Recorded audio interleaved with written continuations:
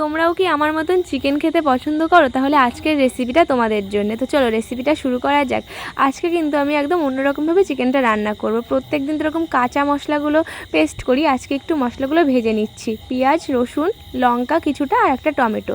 আর এখানে কিন্তু আদা আর কিছুটা রসুন আমি কাঁচাই পেস্ট করে নেবো। আর তেলের উপরে গোটা গরম মশলা, শুকনো লঙ্কা, জিরে ফোড়ন দিয়ে দিয়েছি পেস্টটা।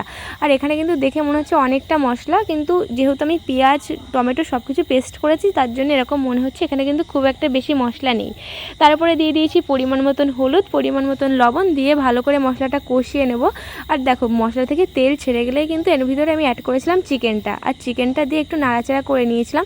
আর এই দিকে আমি একটা সিক্রেট মশলা বানিয়েছিলাম, সেটা হচ্ছে কিছুটা গোলমরিচ আর কিছুটা ধনে আর কিছুটা জিরে দিয়ে একটা শুকনো খোলায় ভেজে নিয়ে এখানেও একটা মশলা বানিয়ে নিয়েছি।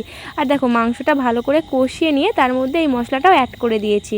আর এখানে এই মশলাটা দিয়ে ভালো করে নেড়েচেড়ে দিয়ে দেবো জল।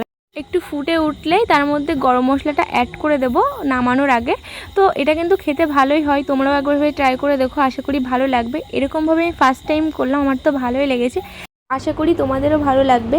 তো তোমাদের সঙ্গে একটা কথা শেয়ার করি, কিছু কিছু মানুষের বক্তব্য আমি নাকি বাড়িতে কোনো কাজ করি না।